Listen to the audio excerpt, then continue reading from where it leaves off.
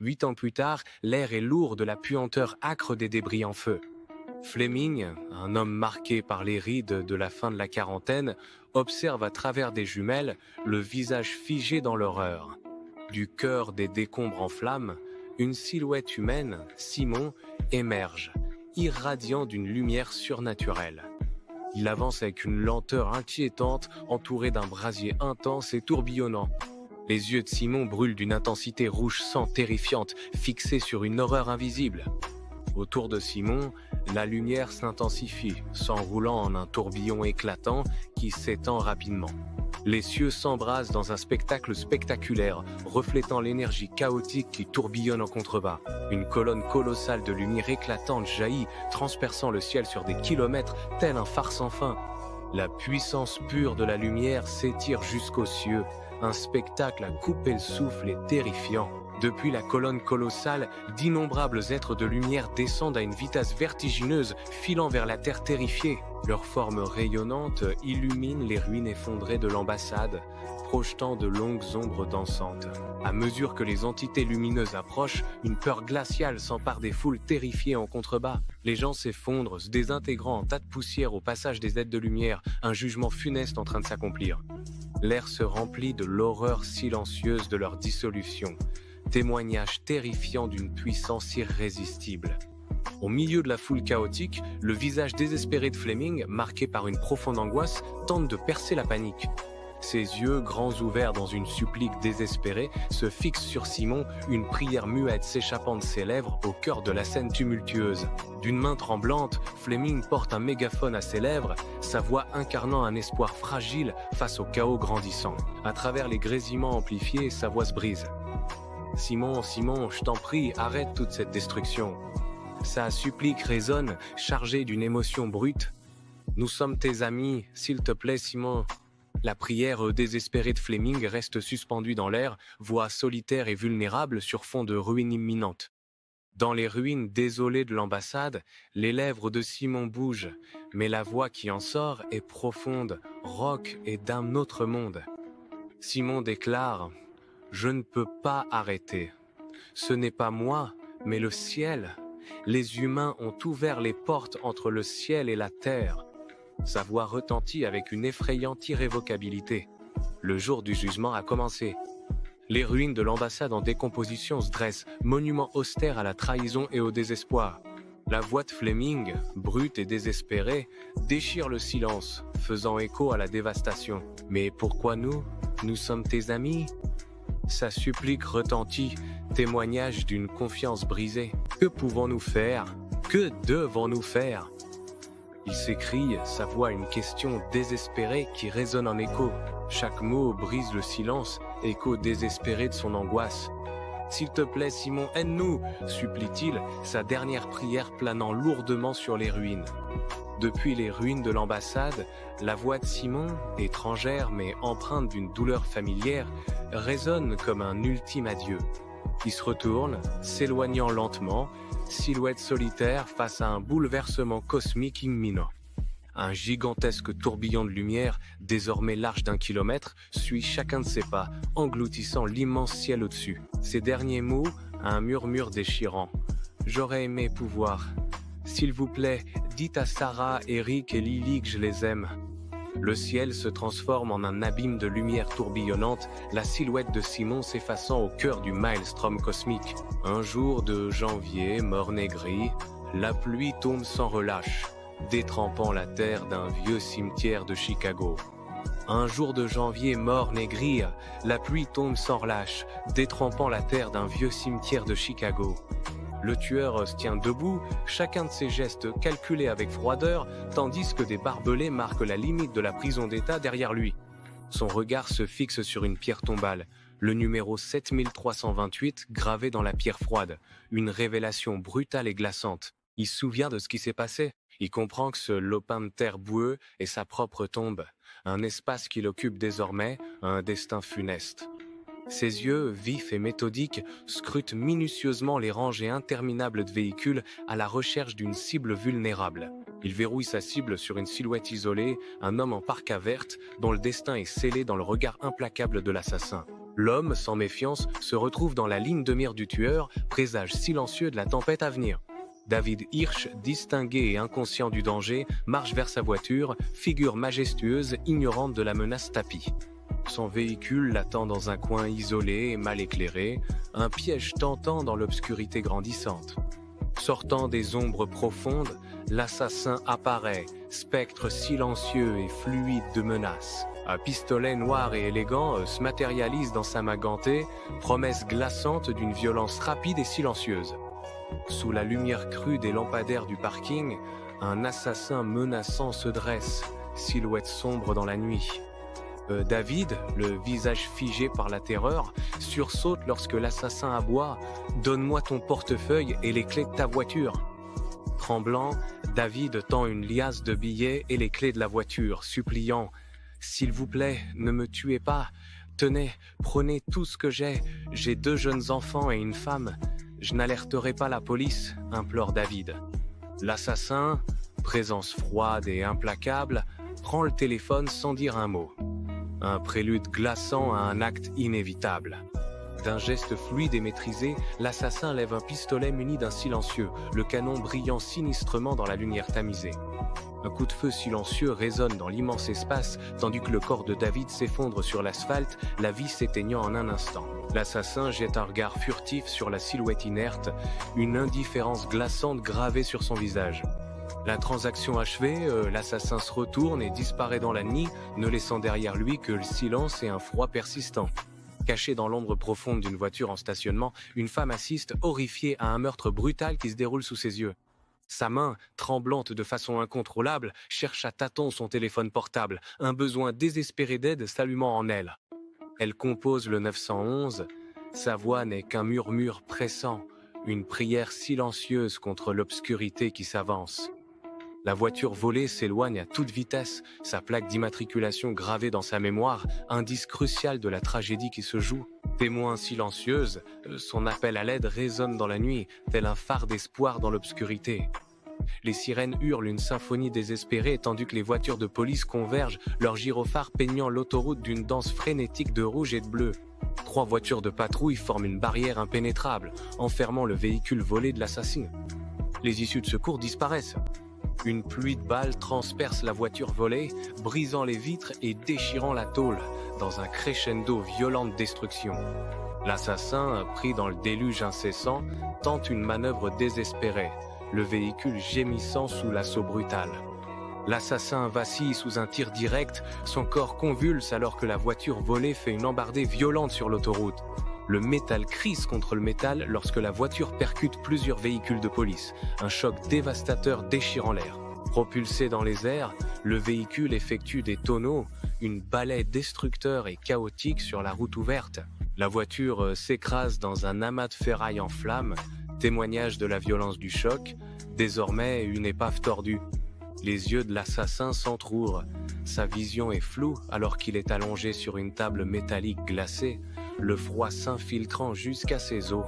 2 silhouettes, un homme et une femme, se penchent sur lui, leur visage dissimulé derrière des masques blancs immaculés. La main de l'homme, gantée de blanc, tient un scalpel étincelant, sa pointe menaçante suspendue tout près de la peau de l'assassin. La femme observe avec une immobilité troublante, sa présence accentuant la tension oppressante. La table métallique froide lui écrase le dos, rappel brutal de sa vulnérabilité. La pointe acérée du scalpel brille sous la lumière crue de la morgue, annonçant une incision imminente. Dans le silence stérile de la morgue, le cri de l'assassin déchire l'air, un hurlement désespéré qui résonne en écho. Il se jette en avant, tel un fantôme, sa main traversant les vivants, une impossibilité glaçante. Sa voix désespérée « Hé, qu'est-ce que vous faites ?» résonne avec une urgence vaine alors que le scalpel s'abat. Il regarde, totalement impuissant, son monde s'effondrer, tel un membre fantôme dans une tragédie corporelle. Une prise de conscience terrifiante s'impose, accompagnée d'un flot de souvenirs brutaux, carjacking, poursuite, coup de feu. 2 silhouettes, un médecin légiste et son assistant, se penchent sur moi, leurs visages fermés et impassibles.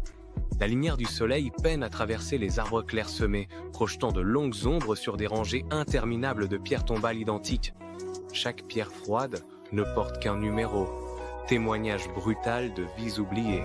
Je me tiens devant le 7328, marqueur glaçant d'une vie effacée, mon nom nulle part en vue, une brume glaciale enveloppe le cimetière, ses tentacules froids et humides s'accrochant à lui alors qu'il se tient parmi les tombes silencieuses. Il lutte pour chasser les images macabres, mais elles s'accrochent, témoignage terrifiant de son passé. La gravité implacable de sa situation actuelle, la finalité de ses actes, commence lentement à s'imposer. Mes jambes commencent à s'enfoncer dans la terre froide et boueuse, m'emprisonnant dans mon lieu de repos. La terre m'engloutit lentement, une étreinte glaciale dans le cimetière désolé. Un cri silencieux le déchire, prisonnier d'une gorge qui refuse de laisser sortir le moindre son. La terre froide l'enlace, une invasion douloureuse qui lui vole son souffle. Des vers se tortillent sous sa peau, une danse grotesque de vermine à l'intérieur. Dans le cimetière désolé, un abîme de ténèbres s'ouvre soudain sur lui, l'engloutissant tout entier. Une peur pure, brute, l'envahit alors qu'il plonge dans l'inconnu, un cri glaçant s'échappant de ses lèvres. Ces cris désespérés résonnent dans le vide. « Oh non, maman, j'ai peur. Aide-moi s'il te plaît, où que tu sois. » La terre boueuse absorbe goulûment sa forme en train de se dissoudre, une étreinte macabre. Il est prisonnier de sa propre décomposition, sa conscience piégée dans cette transformation terrifiante. Le passage atroce de son corps dans la terre marque sa dissolution finale, effrayante. Immobile sur le sol froid et humide, ses yeux fixent le vide. Une immobilité glaçante règne sous terre. Au-dessus de son corps, une âme scintillante et indistincte flotte, retenue par une force invisible et douloureuse. La douce délivrance de la mort lui échappe. Il est piégé, spectateur silencieux de sa propre lente décomposition. La notion abstraite de recyclage de l'énergie résonne désormais avec une clarté douloureuse, insupportable. Il ne reste que la douleur brûlante et implacable de son été actuel. Une présence constante et insupportable. Dans les profondeurs souterraines, un corps se dissout en une flaque sombre et visqueuse, sa forme se fondant dans la terre. Le liquide noirâtre s'infiltre plus profondément, une transformation macabre se déployant dans les entrailles cachées de la planète. D'autres fluides d'un or sombre émergent, rejoignant le flot, une rivière souterraine d'origine inconnue. Ces courants mystérieux convergent, attirés inexorablement vers le cœur ardent du magma. Les liquides d'or sombre tourbillonnent, une danse cosmique dans les entrailles de la planète. Des ères passent et ces étranges fluides deviendront une énergie pure, une force puissante née du noyau de la Terre. Dans cet enfer, des âmes damnées se tordent, leur énergie hurlant, torturée à jamais, gardée pour l'éternité. Consumés et brûlés, ils endurent une agonie sans fin. L'air crépite d'un tourment insupportable, une symphonie de souffrance. Ma conscience de cet enfer est absolue, une vérité terrifiante. Chaque fibre de mon être ressent le désespoir accablant de cet endroit. Dans la lumière spectrale de l'aube, David Hirsch, désormais un fantôme translucide, erre dans un cimetière où les ombres s'étirent longuement. Sa forme éthérée plane devant une pierre tombale usée par le temps, son regard fixé sur l'inscription glaçante. Les mots « Ici repose David Hirsch » sont gravés dans la pierre, une vérité crue et désolée. Perdu dans une rêverie obsédante, David est prisonnier d'un souvenir, les événements de la semaine passée résonnant dans son esprit. Une sensation brutale d'être précipité, le monde se brouille dans un tourbillon chaotique de mouvements. La désorientation règne, alors que le sol semble pencher et osciller, une perte de contrôle vertigineuse. Flottant au-dessus de la table d'opération, une présence désincarnée observe la danse frénétique de la vie et de la mort qui se joue en contrebas. Les chirurgiens s'activent dans un flou d'urgence, leurs mains composant une symphonie désespérée sur le blanc éclatant de la salle. Les infirmières passent rapidement les instruments, leur visage marqué par une concentration intense, un pacte silencieux face à la crise. Une infirmière essuie délicatement la sueur du front d'un chirurgien, un bref instant d'humanité au milieu du chaos stérile. La scène est un ballet désespéré et chaotique où chaque mouvement est une prière, chaque geste un combat pour une vie précieuse. Dans une chambre d'hôpital, l'air est chargé de tension, tandis que les machines émettent des bips frénétiques, une symphonie d'angoisse. La voix pressante de l'anesthésiste tranche à travers le chaos. « Dépêchez-vous, on le perd !» Un médecin applique des chocs électriques sur la poitrine de David, une tentative désespérée de ramener la vie. Pendant une fraction de seconde, les yeux de David s'ouvrent en papillonnant, sa conscience ramenée momentanément au bord du gouffre. Un bip continu et plaintif transperce le silence stérile de la salle d'opération, une symphonie glaçante de la perte. L'électrocardiogramme affiche une ligne plate, témoignage visuel brutal de l'absence de vie. Le chirurgien, vaincu, prend une profonde inspiration saccadée, les épaules affaissées alors qu'il s'éloigne de la table. Sa voix, lourde de chagrin, déclare « Il est parti, arrêtez tout, nous avons tout tenté. Heure du décès, 10h54. » Dans la chambre d'hôpital stérile, le cri brut et déchirant de David transperce l'air, un son de désespoir pur.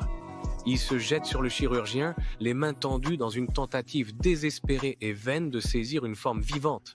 Il s'écrie, la voix empreinte d'incrédulité et d'agonie « Non, ce n'est pas possible !» « C'est la partie de mon métier que je déteste le plus », marmonne-t-il, la voix chargée d'un profond chagrin. David fait irruption dans la salle d'attente de l'hôpital, véritable tourbillon d'énergie désespérée. Ses yeux scrutent frénétiquement la pièce, concentrés uniquement sur la recherche de Sarah au milieu de l'anxiété feutrée. Sarah est assise, son visage est le reflet d'une inquiétude brute, des larmes traçant des sillons sur ses joues. Ses yeux verts en amande, gonflés de larmes retenues, trahissent une profonde angoisse. Elle mord ses lèvres tremblantes, livrant un combat silencieux contre le désespoir, ses mains s'entortillant dans une danse nerveuse. Chaque fibre de son être est en alerte, attendant une nouvelle qui pourrait briser ou sauver son monde. Dans la salle d'attente stérile de l'hôpital, David tend les bras, avide d'embrasser une présence invisible. Il aperçoit Eric et Lily, leur visage marqué par une peur brute, des larmes coulant sur leurs joues. La réalité crue de son toucher éthéré contraste avec le chagrin profond qui se lit sur les visages de sa famille. Dans la salle d'attente stérile de l'hôpital, la voix de Sarah, fébrile et tremblante, perce le silence. L'espace d'un instant fugace, ses yeux semblent croiser les miens, une étrange connexion dans l'air tendu. Mais son regard me traverse, se posant plutôt sur le chirurgien qui se tient juste derrière moi. Sa voix, emplie d'une urgence désespérée, résonne. « Docteur, comment va mon mari ?» Dans la salle d'attente stérile de l'hôpital, le visage du chirurgien est marqué par une expression grave, annonciatrice d'une nouvelle dévastatrice. Il s'adresse à Sarah, la voix lourde de chagrin. « Madame Hirsch, nous avons tout essayé, mais le cœur était très endommagé et... » Les yeux de Sarah s'écarquillent. Son monde s'effondre alors que les mots du chirurgien restent suspendus dans l'air. Ultime coup cruel. Un cri guttural s'échappe de ses lèvres. « Non, non, non, David, non, ce n'est pas possible. Mon mari !» Dans la salle d'attente froide et stérile de l'hôpital, les petits corps d'Eric et Lily tremblent alors qu'ils s'agrippent à Sarah, leurs larmes coulant à flots. « Papa, je te moi !» De profonds sanglots le traversent, chacun témoignant d'une douleur insupportable. Dans la salle d'attente stérile de l'hôpital, les parents de Sarah entrent, les yeux écarquillés par un choc incrédule, le visage marqué par une tristesse hébétée. Ils se précipitent vers leurs enfants qui pleurent à chaudes larmes, leurs petits corps secoués par le chagrin.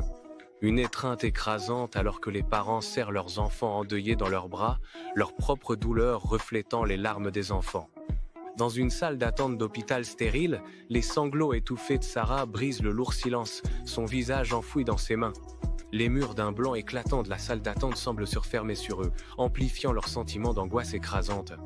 Un désespoir profond pèse lourdement sur eux, comme si leur monde s'était réduit en poussière. Soudain, les yeux de Sarah se révulsent et son corps s'affaisse. Une immobilité terrifiante s'emparant d'elle. Dans la pièce, l'air crépite d'une tension électrique et surnaturelle. David se retrouve soudain à flotter. Une présence invisible à côté de la table d'opération, complètement détachée de son corps. Son regard glisse vers le bas, se posant sur sa propre forme inanimée. Un spectacle glaçant sous la lumière stérile. Un profond sentiment d'incrédulité l'envahit, un cri silencieux de choc et de déni absolu. Il plane, fantôme de lui-même, assistant à l'impossible avec une horreur et une confusion grandissantes. La réalité brutale de sa séparation d'avec son corps physique crée un gouffre émotionnel insupportable. Dans un couloir d'hôpital en effervescence, l'esprit translucide de David glisse sans être vu, fantôme parmi les vivants. Les infirmières passent en courant, leur visage marqué par l'urgence, tandis que les médecins se regroupent, échangeant à voix basse sur un ton grave.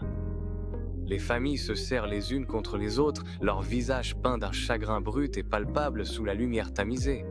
David observe, spectateur silencieux au cœur du maelstrom de la douleur, à jamais lié à cet endroit. David, silhouette spectrale, observe Sarah, son visage marqué par un chagrin brut et sillonné de larmes, serrant ses enfants contre elle.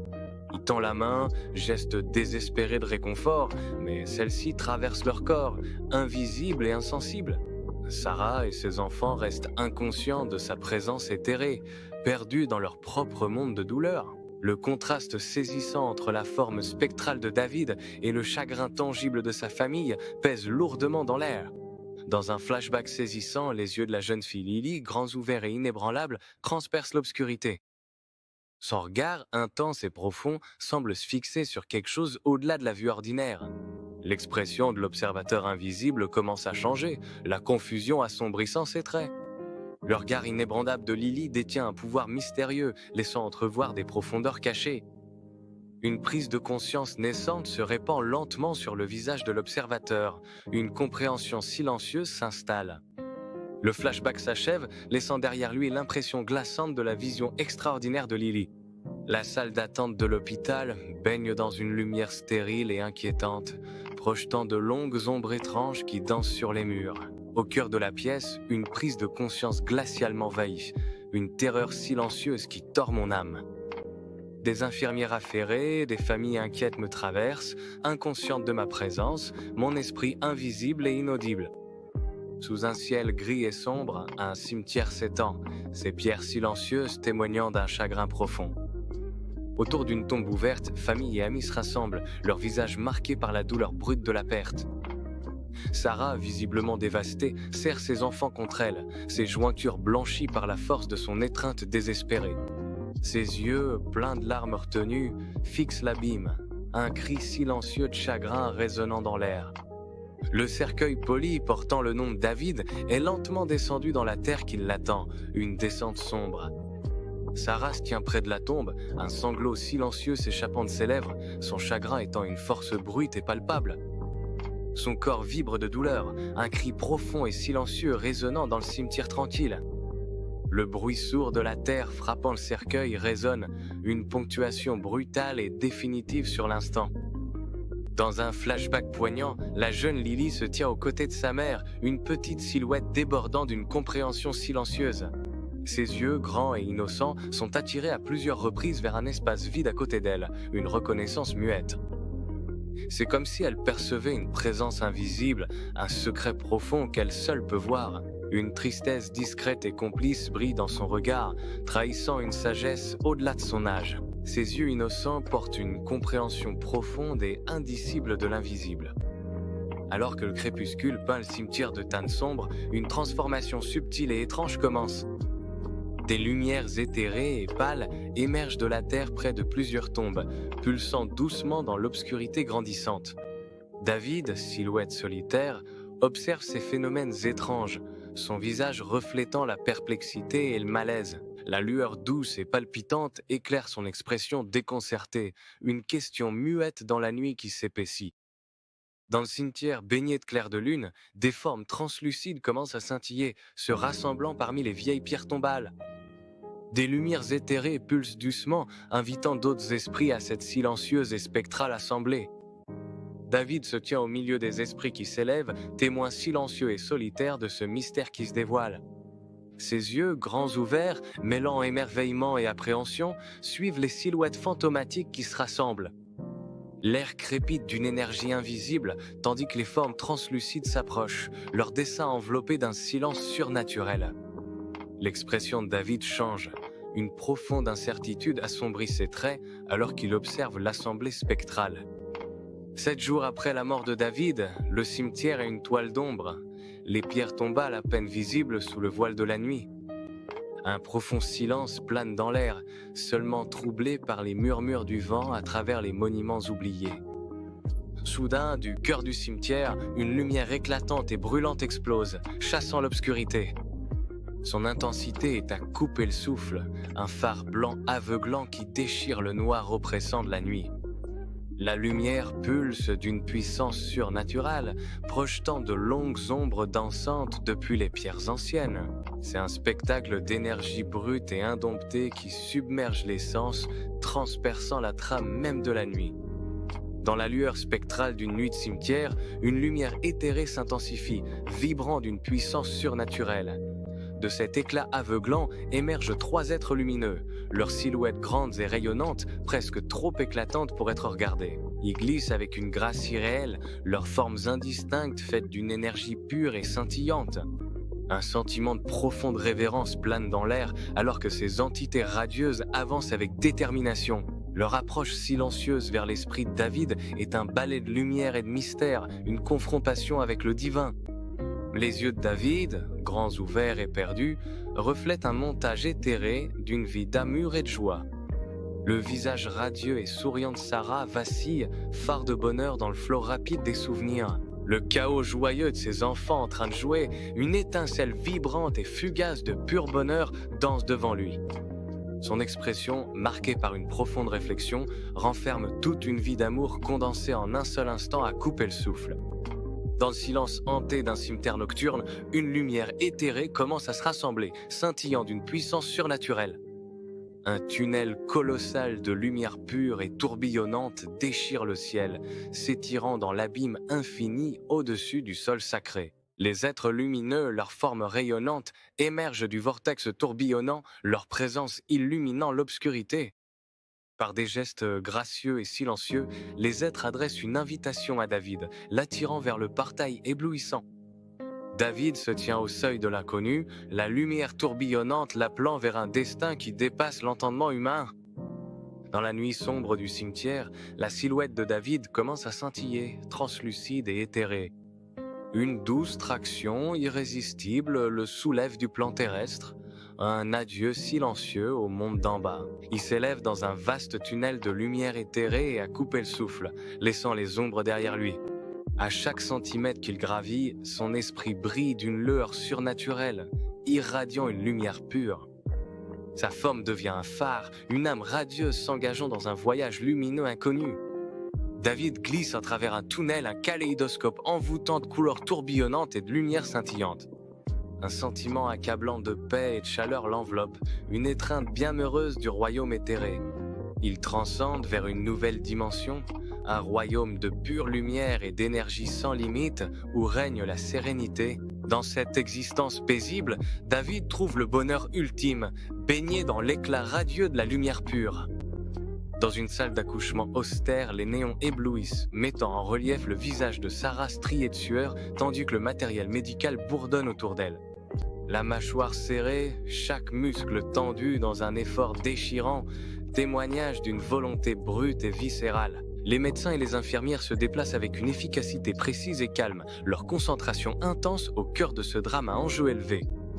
Je reste impuissant dans un coin, témoin silencieux, le cœur battant à tout rompre à chaque seconde qui passe. L'air crépite d'anticipation et de peurs inavouées, un instant suspendu entre l'agonie et un nouveau départ. Ah, la salle d'accouchement stérile vibre d'un silence glaçant, l'air chargé d'une angoisse indicible. Un médecin, le visage marqué par une inquiétude urgente, se penche, ses mains s'activant avec une rapidité désespérée. Dans un flashback sombre, le visage du médecin est empreint d'une profonde tristesse, son regard lourd d'un chagrin indicible. Un lent et délibéré mouvement de tête exprime une vérité dévastatrice, anéantissant tout espoir. Un silence oppressant s'abat, chargé du poids d'une perte insupportable. Sa voix, à peine un murmure, prononce la sentence accablante. Pas de battement de cœur. La finalité de ces mots plane dans l'air. Heure du décès. Dans une salle d'accouchement d'hôpital, un éclair de lumière pure et éclatante transperce l'air stérile, aveuglant momentanément tous ceux qui s'y trouvent. Le nouveau-né, bercé avec émerveillement, commence à rayonner d'une chaleur surnaturelle, sa lumière vibrante avec une intensité rythmée. Cette lueur éthérée s'étend, envahissant la pièce, projetant une clarté incandescente sur chaque visage stupéfait. Le personnel médical, leur visage illuminé par la lumière mystique, fixe la scène avec une incrédulité totale, leurs expressions figées dans l'émerveillement. La douce lueur dorée transforme la pièce ordinaire en une chambre de pure magie, témoignage d'un miracle impossible. Dans une salle d'accouchement d'un blanc éclatant, l'air est chargé d'anticipation. Un nouveau-né, minuscule et vulnérable, prend sa première inspiration haletante. Un cri puissant et inattendu éclate, brisant le silence et emplissant la pièce. Les médecins et les infirmières, le visage marqué par la surprise, échangent des regards ébahis, les yeux grands ouverts. Le son extraordinaire résonne encore, un moment de pure et profonde merveille. Dans une salle d'accouchement à l'hôpital, le visage de Sarah est strié de larmes, témoignage brut de l'intensité du moment. Elle berce son nouveau-né, un minuscule miracle, désormais blotti en sécurité dans ses bras. La lueur éthérée qui l'entourait s'estompe doucement, ne laissant derrière elle qu'une aura de pure innocence. Sarah le regarde, les yeux embués par un mélange bouleversant d'amour et de soulagement. Un seul mot tendre s'échappe de ses lèvres, une promesse murmurée à la nouvelle vie qu'elle tient. Simon, en cet instant sacré, le monde extérieur s'efface, ne laissant que la mère, l'enfant et un lien indestructible. Dans une étreinte pleine de tendresse, Sarah berce le petit Simon, dont les yeux reflètent une sérénité étrange et profonde. Simon, un nourrisson, soutient le regard de Lily avec une compréhension silencieuse et complice qui dépasse son âge. La pièce silencieuse abrite un échange profond et indicible entre les deux enfants innocents, laissant entrevoir un monde au-delà de leur âge. La lumière de la lampe vacille, reflétant le brusque changement d'atmosphère dans la pièce, passant de la crainte à l'inquiétude pressante. Les adultes échangent des regards incrédules, leur conversation soudain interrompue par l'apparition soudaine de l'enfant, les yeux grands ouverts, porteuse d'un message. Elle se retrempe. « Je veux dire, Simon, et il m'a dit de vous le dire. » Sarah s'agenouille, son expression à la fois douce et ferme, se mettant à la hauteur du regard de Lily. Des larmes coulent sur son visage alors qu'elle lève les yeux vers sa mère, une supplique silencieuse dans le regard. Le père de David entre, le front plissé d'inquiétude, les yeux rivés sur l'enfant bouleversé. Il s'avance vers Lily, phare de réconfort dans sa tempête de chagrin, sa présence une promesse silencieuse de consolation. La voix de Lily, bien que nouée par les larmes, résonne avec une conviction désespérée. « Je te jure, maman, le bébé c'est papa. » Le père de David, doux géant, prend Lily dans ses bras, essuyant tendrement ses larmes du pouce alors qu'elle tremble. Ses yeux, débordant d'une chaleur réconfortante, se posent sur la petite fille. Le petit corps de Lily, bien qu'étroitement serré, est toujours secoué de sanglots déchirants. Le père de David murmure « Viens mon bébé, s'il te plaît ne pleure pas. Tu vois ce que ta maman a dit, c'est que le bébé ne peut pas parler. » Il continue de la rassurer. « Il est tout petit mais un jour il parlera. Tu jouais avec Simon ?» Lily, la voix étranglée par l'émotion, insiste. « Papy, je te jure que tout est vrai, je ne mens pas. » Le père de David porte Lily endormie dans sa chambre, sa petite silhouette blottie en sécurité dans ses bras. Il la dépose doucement, remontant avec tendresse la couverture douce jusqu'à son menton. Un doux baiser se pose sur son front, promesse silencieuse d'amour et de protection dans la pénombre de la chambre. La lumière principale s'éteint, laissant une lueur chaude et rassurante émaner d'une petite lampe sur la table de nuit. Il sort discrètement, refermant doucement la porte, laissant Lily rêver dans la chambre paisible éclairée par la lampe. Le père de David revient dans le salon, sa présence se jetant un lourd silence sur la famille. Sarah, le front plissé d'inquiétude, rompt le silence, sa voix légèrement tremblante. « Papa, je suis vraiment inquiète pour Lily, elle n'a pas parlé comme ça depuis longtemps. » Ses yeux cherchent les siens. Comment a-t-elle entendu notre conversation? Elle était dans sa chambre, j'en suis sûr. Le père de Sarah passe un bras réconfortant autour d'elle, sa voix un murmure doux et rassurant. Ses paroles, tel un baume délicat, apportent du réconfort après une journée chargée d'émotions. La famille, bien que trouvant un peu de réconfort, se déplace avec une lassitude persistante, leurs pas alourdis par des fardeaux inavoués. La faible lueur venant de l'extérieur projette de longues ombres, reflétant les pensées troublantes de la visite imminente à l'hôpital. Elle se tourne et se retourne, prisonnière de ses propres angoisses, le sommeil n'étant qu'un rêve lointain et inaccessible. Une douce lumière matinale inonde la chambre d'Eric, illuminant les particules de poussière qui dansent dans l'air léger. Sarah se penche au-dessus du lit, son visage empreint de tendresse, contemplant Eric profondément endormi. Sa voix, douce et enfantine, rompt le calme du matin. « Bonjour maman, je rêvais de papa. »« D'accord ma chérie, il est temps d'aller prendre une douche et d'aller à l'école. On en parlera après l'école, d'accord ?» dit Sarah doucement. Esther sirote son café, un sourire chaleureux aux lèvres, tandis que la mère de Sarah propose « J'irai avec toi à l'hôpital ma chérie. » L'offre d'Esther résonne. « Je serais ravi de venir aussi si tu veux. » L'entrée de l'hôpital fourmille d'activité, un tourbillon de visages et de pas pressés. Sarah, Esther et la mère de Sarah traversent la foule, le visage empreint de détermination et d'une inquiétude à peine dissimulée. Sarah serre le petit Simon contre sa poitrine, une promesse silencieuse de protection dans son étreinte. Au milieu du chaos, leurs regards scrutent, cherchant un passage à travers la foule oppressante. Dans le service pédiatrique animé, le médecin, rayonnant d'un enthousiasme à peine contenu, accueille les femmes. Son sourire est contagieux, un véritable rayon d'espoir dans cet environnement stérile. La voix du médecin résonne d'enthousiasme. « Bonjour mesdames, je ne vous cacherai pas que j'étais et que je suis très enthousiaste à ce sujet. » Il marque une pause, son regard balayant le groupe, faisant monter l'attente. Dans la salle d'examen stérile de l'hôpital, le médecin propose des rafraîchissements, puis s'éclipse, laissant les femmes seules dans un silence tendu. L'infirmière entre, portant un plateau de sandwich et de boissons, ses gestes rapides et subtilement tendus. Une attitude pressée trahit une urgence cachée alors que l'infirmière se déplace, une tension palpable dans chacun de ses pas. Une infirmière entre, une tablette à la main, sa présence interrompant brièvement les pensées affolées de Sarah. Avec une brève excuse, l'infirmière ajoute « Désolé, je dois me dépêcher », laissant Sarah face à ses peurs grandissantes. Sarah est assise sur la table d'examen, les mains serrées, une inquiétude profonde gravée sur son visage. Ses yeux parcourent la pièce stérile, cherchant des réponses sur les murs d'un blanc éclatant. Sarah murmure « Je sens que quelque chose ne va vraiment pas et je suis sûre que ça a un rapport avec Simon. » Le médecin revient dans la salle d'examen, le visage pâle et marqué par l'angoisse, son enthousiasme d'avant envolé. Une attitude sombre et inquiétante remplace sa confiance précédente, annonçant une catastrophe imminente. Le médecin ouvre la bouche, puis la referme, peinant à trouver ses mots, écrasé par le poids de la nouvelle qu'il doit annoncer. La voix de Sarah, une supplique à peine murmurée, brise le silence insoutenable. « Qu'est-ce qui ne va pas ?» Dans une salle d'examen stérile et angoissante, le médecin, le visage marqué par l'épuisement, fait un geste, un dossier serré dans la main. Il explique les événements étranges, les guérisons miraculeuses et les morts soudaines et inexplicables, même parmi les détenus des prisons d'État. La lourde nouvelle d'une mise en quarantaine de l'hôpital pour cause d'urgence épidémique plane dans l'air, une angoisse silencieuse.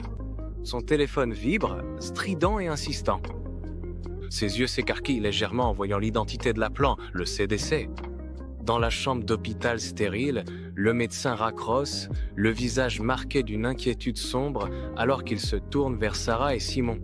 Une lueur d'inquiétude traverse son visage alors qu'il jette un regard à Simon, sa voix grave et sérieuse. « L'équipe du CDC est là. Je crains que Simon soit à l'origine de tout cela, malgré sa guérison supposée. » Sarah allume la télé, les yeux écarquillés alors qu'un journaliste apparaît, entouré d'une scène glaçante de militaires et de membres du CDC en combinaison hazmat. La voix grave du journaliste détaille des morts inexplicables et une quarantaine terrifiante jetant une ombre sur l'hôpital. Le docteur Smith du CDC, visiblement déconcerté, peine à expliquer la situation incompréhensible qui se déroule. Il déclare que malgré d'innombrables tests, aucune contamination ni aucun virus n'a été détecté, ce qui ne fait qu'accentuer le mystère. Les décès sont d'origine naturelle, conclut-il, laissant l'énigme glaçante totalement irrésolue.